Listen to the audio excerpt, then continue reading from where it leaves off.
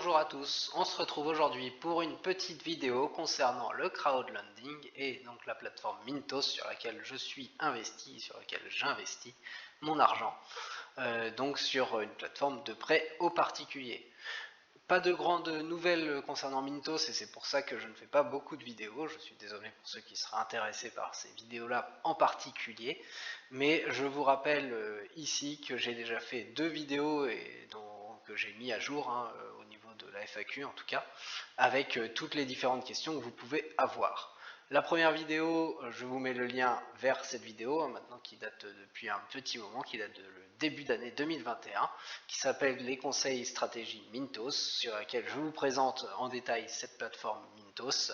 les différentes stratégies qui sont proposées par Mintos, puisqu'il y en a déjà qui sont intégrées dans la plateforme, et comme ça vous avez vraiment à faire les choses de façon passive. Et je vous mets également les conseils pour une stratégie personnalisée, puisque je vous mets ici des conseils plus particulièrement. Parmi ces conseils plus particulièrement, même si je vous rappelle que tous les détails sont dans la vidéo, que je vous ai mis en lien pour ceux que ça intéresse, c'est encore plus intéressant d'aller voir la vidéo. On se retrouve dans cette partie Invest sur la plateforme Mintos, où vous voyez différents éléments que vous pouvez choisir, comme la compagnie en elle-même, vous pouvez choisir le pays sur lequel vous investissez, vous pouvez choisir un score qui est émis par Mintos. Mintos définit sur sa plateforme comment sont décrits tous ces scores, donc si ça vous intéresse et s'il y a des choses que vous voulez supprimer, vous pouvez le faire. Vous pouvez faire les différents types de prêts aussi, vous pouvez en supprimer si ça vous intéresse. Et moi, ce que je vous ai vraiment présenté, parce que là ça présente des risques supplémentaires, c'est cette buyback obligation. Donc c'est vraiment le fait que l'entreprise va vous rembourser même si le client lui n'a pas remboursé. C'est l'entreprise qui part en justice, on va dire, pour aller récupérer son argent avec le client qui lui a fait le prêt, et vous récupérez néanmoins la mise, bon, bien sûr avec un petit délai, mais vous récupérez, et ça vous assure de récupérer cet argent là, donc ça diminue forcément ce risque là en tout cas. Et le deuxième dont je vous ai parlé là, c'est quand vous allez dans une société en particulier, donc je vais prendre la première par exemple, c'est l'amortization method, donc la méthode d'amortisation ici, d'amortissement, c'est mieux en français. Et je vous le dis, il y en a plusieurs, c'est uniquement les 2 premières que j'ai vues jusqu'à maintenant, et je vous conseille effectivement de prendre uniquement la full ici. Pourquoi ? Car si vous ne prenez pas la full, tous les périodes de retard, on va dire, du paiement par le client, même s'il finit par payer, ce sera que les intérêts qui seront pris en compte, et il n'y aura pas d'intérêt supplémentaire parce que votre argent a été indisponible pendant 2 mois par exemple. Alors qu'en full, si le client paye 2 mois après, puisque c'est à partir de 2 mois où la buyback obligation se met en route et à partir duquel le client est en défaut et donc l'entreprise vous rembourse. Et dans ce cas-là, les 2 mois sont pris en compte et donc vous avez des intérêts supplémentaires pour les 2 mois. Et c'est pour ça que je vous conseille le full en plus de la buyback obligation parmi les critères de personnalisation. Concernant la deuxième vidéo que j'avais fait également en début d'année, il s'agit de la FAQ Mintos avec les différentes questions que j'avais pu avoir dans les commentaires, et si vous en avez d'autres, et puis il y a aussi ce que moi j'avais envie de vous présenter, où je me dis il y a un intérêt à répondre à cette question pour les personnes. Et bien en tout cas j'ai mis à jour en milieu d'année cette FAQ avec les différentes questions qui étaient arrivées, et s'il y en a encore je le ferai, et je vous mets du coup en lien la vidéo avec la mise à jour, en tout cas la dernière, puisque c'est celle qui est intéressante. Les différentes questions qui sont vues dans cette vidéo, c'est comment la plateforme fonctionne, donc même si c'est une reprise un peu de ce qui a été déjà présenté dans la première vidéo. La fréquence de remboursement des prêts, où je vous explique un peu, je vous montre en détail comment sont remboursés les prêts, même s'il y en a différentes. Les investisseurs français, est-ce qu'ils sont autorisés ou pas? Et là, concernant cette question, je vous rappelle que malheureusement non, les investisseurs français ne sont plus autorisés, c'est-à-dire que les gens qui sont déjà sur la plateforme peuvent toujours investir. La plateforme, contrairement à ce que vous pouvez lire de temps en temps, non, elle ne fait pas partie de la liste noire, elle a été retirée de ces listes noires où elle avait été mise par erreur ou trop rapidement par certains organismes français. Elle a complètement été retirée.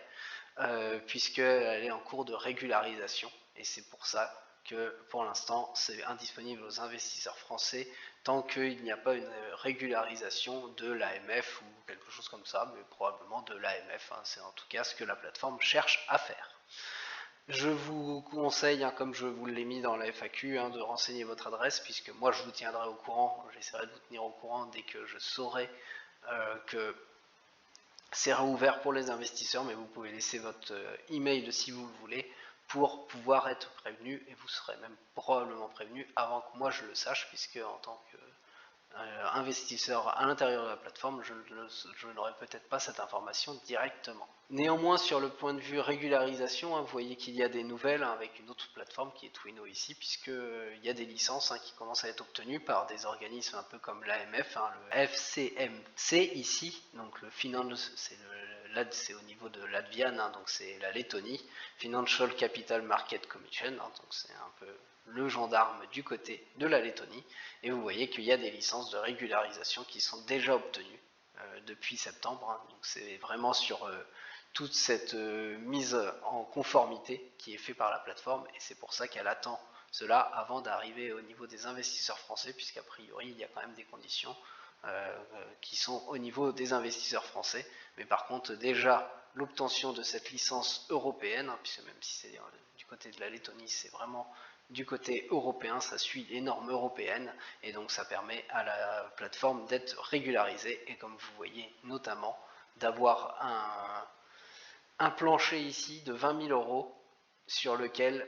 vous êtes sûr d'être remboursé, même si la plateforme venait à disparaître, et c'est souvent le compte sur différents brokers. Je vous indique ensuite une question, peu de prêts disponibles, quoi faire? Ça c'est une question lorsque par exemple vous avez défini une stratégie, et au bout d'un moment, puisque les prêts arrivent sur la plateforme avec différentes critères, différentes entreprises, etc., en fonction de ce que vous avez choisi, il peut y avoir de l'argent qui n'est plus réinvesti, qui n'est plus investi du tout,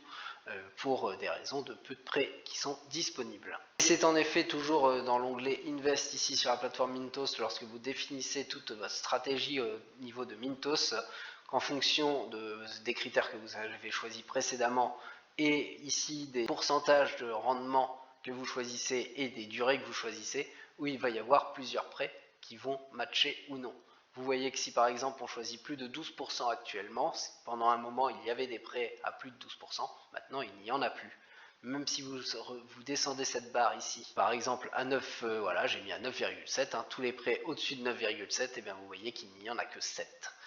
Actuellement, pour avoir des dizaines de milliers de prêts, et donc être sûr que votre argent est réinvesti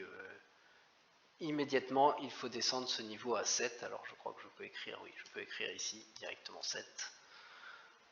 Et vous voyez que si je le descends à 7, là par contre, avec bien sûr, là j'ai pris un peu toutes les entreprises, par contre j'ai mis la buyback obligation, vous voyez que là j'ai plus de 16 000 prêts qui redeviennent disponibles. Donc si vous avez peu de prêts qui sont disponibles, que votre argent n'est pas réinvesti, qu'elle se retrouve ici en haut dans votre argent non réinvesti, eh bien il faut aller revoir votre stratégie d'investissement ou vos stratégies, puisque vous pouvez en faire plusieurs,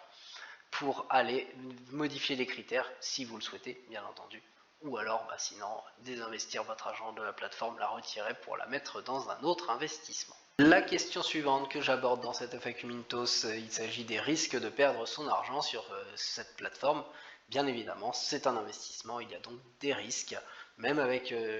les conseils que je vous ai donnés sur des stratégies pour les minimiser, puisque moi c'est ce que je cherchais un peu à faire, eh bien il y a toujours des risques, hein. Si vous avez des placements qui vous sont proposés sans risque, avec des rendements très élevés, c'est généralement des arnaques, donc faites attention à cela.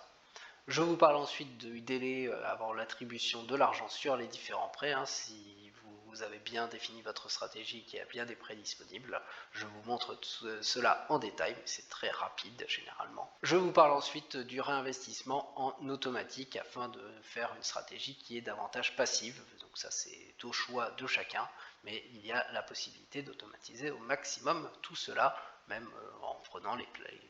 d'ailleurs les stratégies directement proposées par la plateforme en automatique, même si peut-être qu'elles sont plus risquées et ne vous correspondent pas, donc c'est à vous d'aller voir tout cela. Donc voici toutes les questions que vous allez trouver dans cette FAQ Mintos. Concernant Mintos, je vous rappelle que tous les mois je fais mon bilan et je vous montre à chaque fois les intérêts, l'argent que je gagne en bourse et au niveau des intérêts de crowdlending. Pour l'instant, je n'ai eu aucun prêt qui a fait défaut, donc avec la stratégie que je vous présente. tout s'est bien passé, exactement comme je l'ai prévu. Tout est encore bien en place, donc pour l'instant, le risque, il n'est pas arrivé. Je n'ai pas de perte d'argent, je n'en ai aucune, je n'ai que des gains. Même si pour l'instant, je n'ai pas retiré l'argent de la plateforme puisque je réinvestis. Mais tout cela, c'est tout ce que je vous présente dans les différents bilans de mes investissements et je vous mets la playlist en lien. Si vous avez des questions que sur Mintos et que je peux encore y répondre, j'y répondrai de suite dans les commentaires si la question est très simple. Et puis sinon, bien sûr, je ferai des mises à jour. Mais je n'ai pas grand-chose à présenter tant qu'il n'y a pas de différence, de grandes modifications sur la plateforme, puisque ma stratégie fonctionne toujours. Et donc c'est toujours celle-là que je vous présente et c'est toujours ces conseils-là que je vous donnerai. Je vous souhaite une très bonne journée avec cette petite vidéo et je vous dis à très bientôt.